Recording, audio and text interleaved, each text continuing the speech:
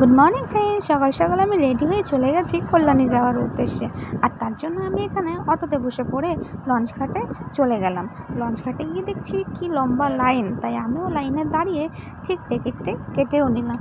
আর আমাদের এখানে টিকিটের মূল্য হচ্ছে 3 বছরের উপরে সবার 8 টাকা করে ভাড়া।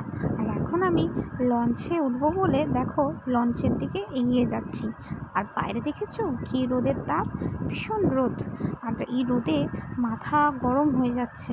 আর লঞ্চে পার হয়ে আমি পৌঁছে গেলাম স্টেশনে। আর স্টেশনে এসে দাঁড়াতে দাঁড়াতেই আমার ট্রেনটি ঢুকে পড়লো।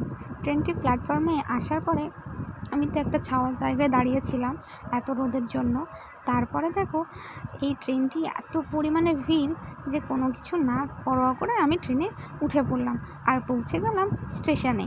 স্টেশন থেকে এসে আমি পৌঁছে গেছি আমার পার্লারে। এখানে এসে সবাই বসে গল্প করে নিজেদের মতন একটু কাজ করে নিলাম। আর এই মেকওভারটি আমি করেছি, জানাবে কেমন হয়েছে। তারপরে আমি বাড়ি চলে এসে একটু চা খেলাম। আমি এখন চা খাই আর চ্যানেল